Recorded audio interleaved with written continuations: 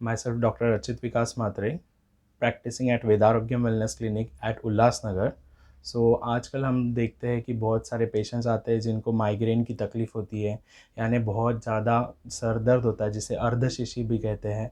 तो उनका आवाज़ की वजह से ये सर दर्द का बीमारी बहुत बढ़ गया है। प्लस आजकल जो प्रॉब्लम हो गई है कि इंसोम्निया यानी रात को नींद नहीं आना, क्योंकि आजू बाजू से आवाज़ बहुत ज़्यादा आती है। और प्लस जो जिनका ओल्ड एज है उन्हें भी ये आवाज़ डिस्टर्बेंस लगता है।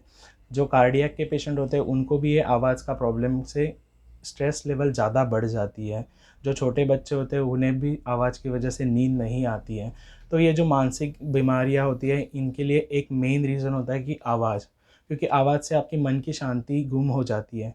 इसलिए आजकल हम भी क्या चाहते हैं कि कहीं और हम लोग जाते हैं हिल स्टेशंस पे ताकि हमें पीस मिलता है। तो वो पीस हमारे आजू बाजू में क्यों नहीं मिल रहा है, क्योंकि ये बढ़ता हुआ आवाज़ है। तो इस बढ़ते हुए आवाज़ के खिलाफ कोई एक कदम उठाना चाहिए। तो हिराली फाउंडेशन एक कदम उठा रहा है, वो यानी नो हॉकिंग डे। तो नो हॉकिंग डे 13 मार्च को वो जो कंप्लीट करना चाहते हैं, इसमें हम सब लोग मिलके एक साथ दे देंगे ताकि ये जो हमारा आने वाली न्यू पीढ़ी है उसको ये प्रॉब्लम से परेशानी ना हो। तो हमारा भी एक जीवन जो है हिल स्टेशन जैसे हमारा एरिया भी बन जाएगा। ध्वनि प्रदूषण की वजह से कार्डियक इश्यूज़ बढ़ सकते हैं। जैसे कि कार्डियक पेशेंट्स होते हैं वो most of the time old age में होते हैं, तो उनका एक मानसिक संतुलन बिगड़ जाता है। प्लस उनको मन की शांति नहीं प्राप्त होती है, जिसकी वजह से उनका बीपी और बढ़ सकता है, जिसको हम लोग टर्म देते हैं हाइपरटेंशन। तो उसको जाके उनको दवाइयाँ चालू करनी पड़ देती है। अगर ये दवाई चालू रहती है और उसमें ऐसे कुछ और प्रदूषण आते रहते हैं तो फिर उससे और भी उनका मानसिक संतुलन बिगड़ता रहता है। प्लस उससे हेडेक की बीमारी बहुत ज़्यादा हो जाती है, जिसे हम आम तौर पे माइग्रेन ये बीमारी कही जाती है। तो माइग्रेन की बीमारी के लिए आवाज़ ये बहुत ही एक इम्पॉर्टेंट क्वेश्चन आ जाता है, क्योंकि जब भी उनको आवाज़ आता है तो उनकी जो नर्व होती है वो स्टिमुलेट हो जाती है। तो नर्व स्टिमुलेशन होने की वजह से उनको 2-2 दिन तक जो माइग्रेन का अटैक आ जाता है, तो उसके लिए उनको इंजेक्शंस लेने पड़ते हैं। और ख़ास तौर पे बहुत जगह पे जैसे फंक्शंस होते हैं, कोई फंक्शन है तो वहाँ पे वो ज़ोरों से बैंड बजते रहता है, तो वो टाइम पे ये जो रात का टाइम होता है, हेवी नाइट्स तक जो डीजेस चलते रहते हैं उसकी वजह से बहुत ही हेडेक के प्रॉब्लम्स हो जाते हैं। माइग्रेन के पेशेंट तो बहुत ही परेशान हो जाते हैं इन चीज़ों से।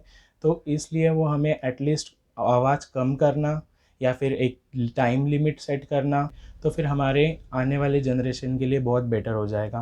क्योंकि छोटे बच्चों से लेके बड़े और बूढ़े जो होते हैं उनको ये आवाज़ से बहुत ज़्यादा इशू हो जाती है। तो हार्ट डिसीज़ेस है, या फिर हेडेक की डिसीज़ेस है, या फिर मानसिक डिसीज़ेस है, क्योंकि आजकल के टेंशन की लाइफ में किसी को भी शांति नहीं मिलती है। तो फिर वो शांति मिलने के लिए ये हमें कुछ कदम उठाने ही पड़ेंगे, जिसकी वजह से हम हेडेक और जो आदि बीमारियां हैं इन पे थोड़ा सा एटलीस्ट कंट्रोल इस नॉइज़ पोल्यूशन को बचाते हुए कर सकते हैं।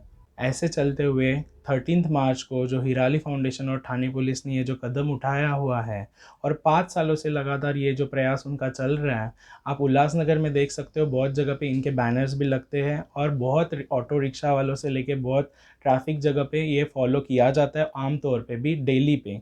तो ख़ास तौर पे 13 मार्च को इन्होंने full day no hawking day रखा हुआ है। तो इसमें आप सब लोग सहभागी हो जाइए। जो भी आपके फंक्शंस होंगे आप थोड़ा आवाज़ कम कीजिए, क्योंकि आपकी फ़न से किसी को बीमारी हो सकती है या बीमारी में तेज़ी रूप निर्माण हो सकता है। इसलिए 13 मार्च को एटलीस्ट एक दिन पूरा आवाज़ बंद करके नो हॉकिंग करके क्या डिफ़रेंस होता है वो आप एक बार महसूस कीजिए, फिर आपको भी पता चलेगा। और ये एक जन से नहीं होता है, इसलिए हम एक एक मिलके सब लोग को एक साथ आके इसमें मिलजुट के सामना करना है। जैसे हिराली फाउंडेशन और ठाणे पुलिस कर रहे हैं, आप सबका इसमें सहयोगी होना और सहभागी होना बहुत ही इम्पोर्टेंट है। Thank you.